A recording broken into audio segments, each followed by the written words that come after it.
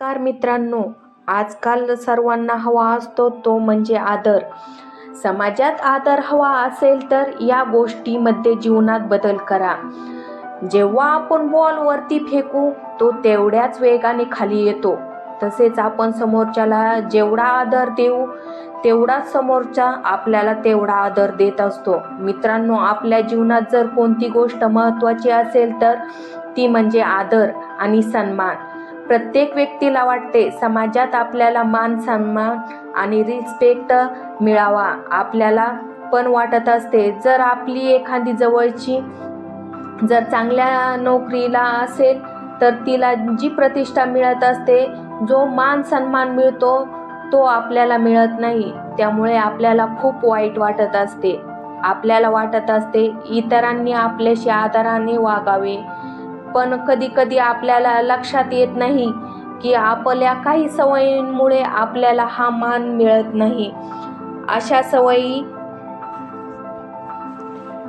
ज्या सवयी आपल्या व्यक्तिमत्वावर विपरीत परिणाम करत असतात किंवा आपल्याला आदर करत नाहीत, पण त्या सवयी आपल्या लक्षात येतील जेव्हा तुम्ही हा व्हिडिओ पूर्ण ऐकताल. तुम्ही तुमच्या सवयीमध्ये बदल केला तर नक्कीच आपल्याला आयुष्यात मान सन्मान वाढेल आणि लोक आपल्याकडे आदराने पाहू लागतील. या सवयी अशा आहेत की ज्या आपल्याकडून कळत न कळत होत असतात. या आपल्याला सवयीचा परिणाम इतर व्यक्तींना होत असतो, आपल्या जीवनावर देखील होत असतो. त्यामुळे इतर व्यक्ती आपल्याला आहे तो रिस्पेक्ट देत नाहीत, मान सन्मान देत नाहीत. त्यामुळे तुम्ही तुमच्या सवयी बदला. एक म्हणजे स्वतःबद्दल बोलत राहणे, सतत स्वतःची स्तुती करणे, यशाबद्दल आणि वैयक्तिक गोष्टीबद्दल बोलणे लोकांना त्रासदायक वाटू शकते. अशा व्यक्तींना इतरांच्या भावना कळत नाहीत, त्यामुळे समाजात त्यांची प्रतिष्ठा कमी होते. आपले यश व कष्ट महत्त्वाचे असतात, पण त्याची आपणच स्तुती करणे म्हणजे अहंकार झाला असे वाटते.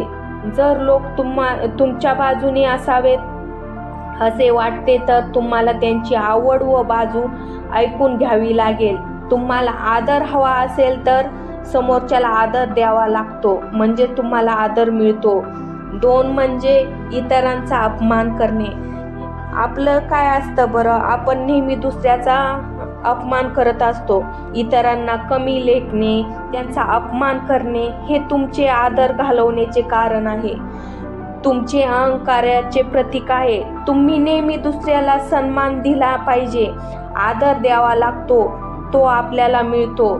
जेव्हा आपण शेतात पेरतो तेव्हाच उगवते, तसंच आदर देतो तेव्हाच आदर मिळतो. दुसऱ्यांच्या चुका समजून घेणे, त्यांना मदत करणे हे सन्मान मिळवण्याचे उत्तम प्रयत्न आहेत. 3 म्हणजे प्रमाणापेक्षा जास्त बोलणे. आपण आपल्या जास्त बोलण्याचा इतरांना खूप त्रास होत असतो. ती त्यांना व्यर्थ बडबड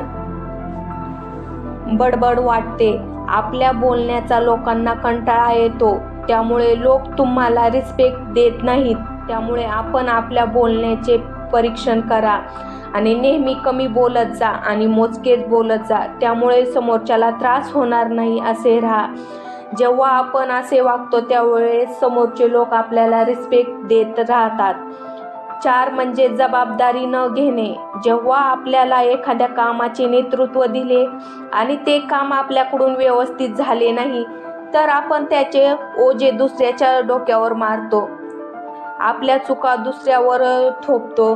त्यामुळे आपला प्रामाणिकपणा कमी होतो व लोक अविश्वास दाखवतात व आपल्याबरोबर बोलण्याचे टाळतात. त्यामुळे आपल्याला कामाची जबाबदारी घ्यावी. आपण 5 इतरांची सतत निंदा करणे. काही व्यक्ती अशा असतात की त्यांना कायम दुसऱ्याची निंदा करणे हा त्यांचा नित्यक्रम ठरलेला असतो. ही सवय अत्यंत वाईट आहे.